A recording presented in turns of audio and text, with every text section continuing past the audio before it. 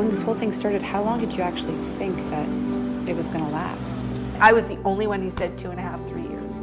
People were like, that's crazy. And we just weren't ready for it. Like, we couldn't fathom what it's like. Yeah.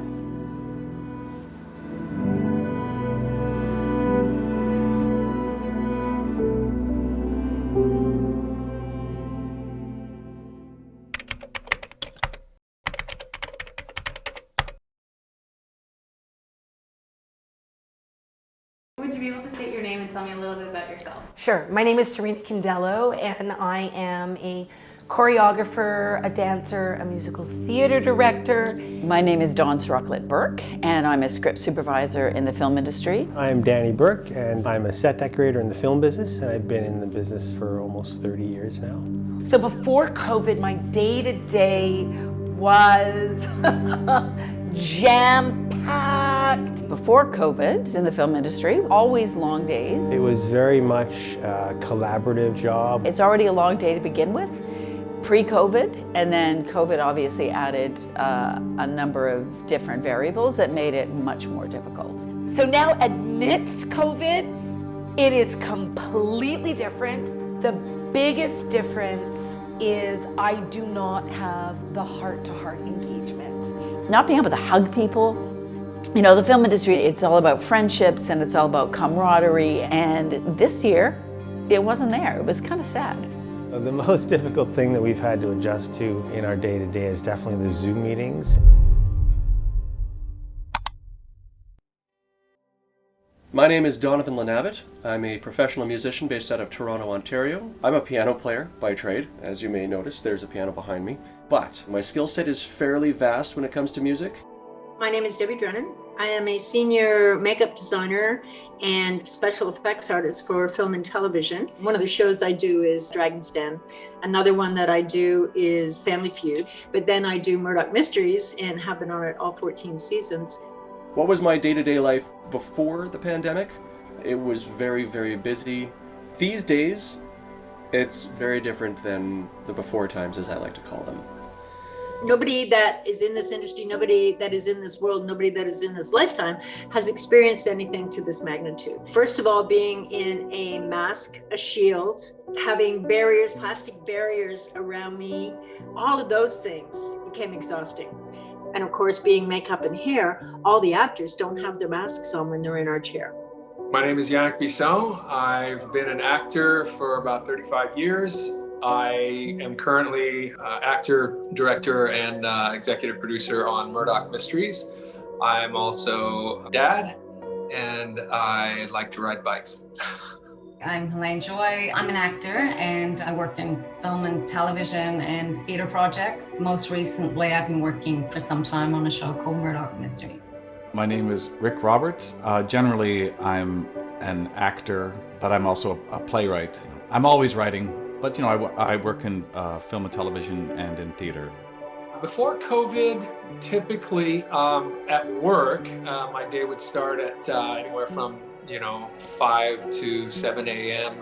I would go to set, do hair, makeup, wardrobe, and then I would basically film for 12 hours and go home. That same day of shooting with COVID is different. So we did have a ton of sanitizer around. We were joking. It just became the cry you'd hear across the set of someone sanitizing their hands.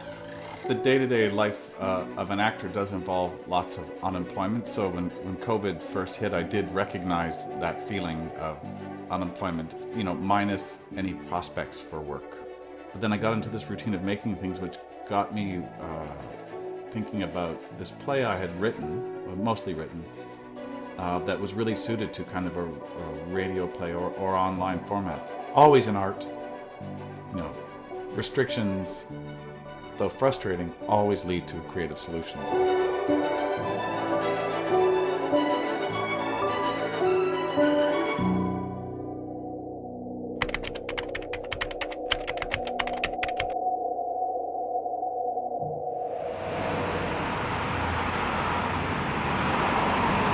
After everything was shut down, I had a friend reach out and he said, you should really look into live streaming, and I think it would bring a lot of joy to people. I think March 22nd was my first live stream, and it was weird and 100 people showed up and listened. And so I did it again, and basically I did it 5 or 6 days in a row. So I've refined my schedule, 3 to 4 days a week, Mondays, Thursdays, Fridays, and Saturdays. I put on at least a 90-minute show. The thing is that I needed to keep doing things differently in order to continue to engage my audience. And then June hit, and all of a sudden there was this warm weather, and I played outside. I played my front porch, and it was magical. So I put it out to this Facebook group, and I said, I just played my front yard. Who wants me to play theirs? Within the first week, I had a dozen people say, ooh, can you play mine? We did that all summer. We did that until October, and it was all done very safely. We had protocols in place, but basically, we managed to not only survive, but to thrive.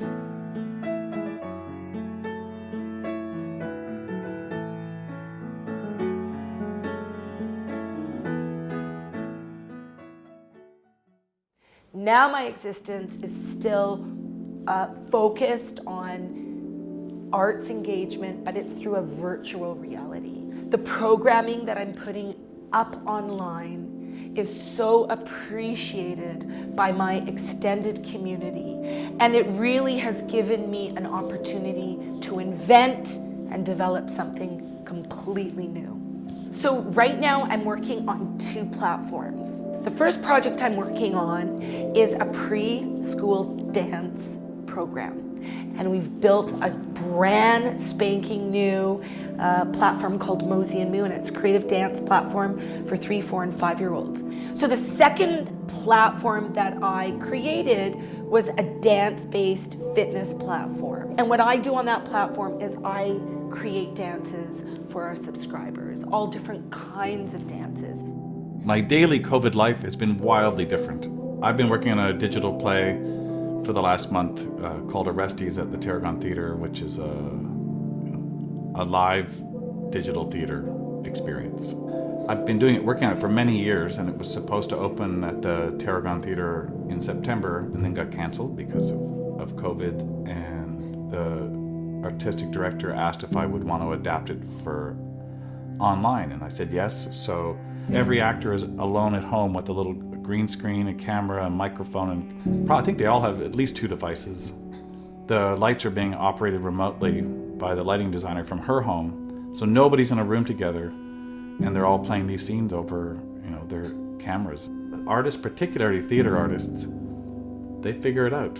And watching people figure out how to stream something, watching actors having to jump in and out of programs, work their cameras, get backgrounds while they're acting in a scene. It's like they never trained to do that, but they figure it out. It's been like, theater was back, and it's been a real, the response I'm getting from people who've seen it is, really a kind of an emotional response to its liveness.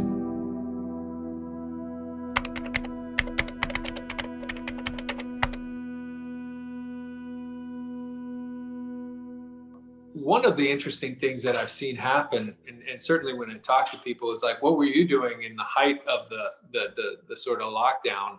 Well, people were watching TV. They were turning to the arts. They were turning to creatives, and what would we have done without that? So it's interesting, when things are dark and weird and scary, what we all turn to.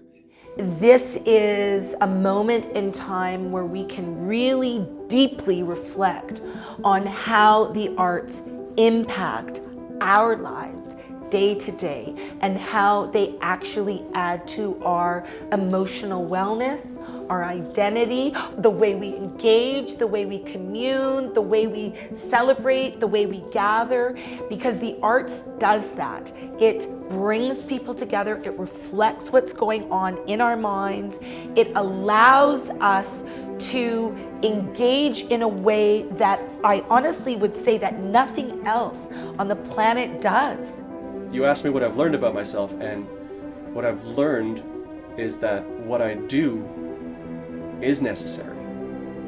The power of music to help people remember, to help ease their pain or their suffering, to sing along, even if it's just on your side of the screen and I can't hear you. Now I know that what I do is necessary. It's essential in that it helps people's mental health. And people remember how important the arts were during the pandemic and how important it was to be able to watch a good TV show and just how great it made us feel. And I think we've all learned just how important the arts are and how important they are for our happiness.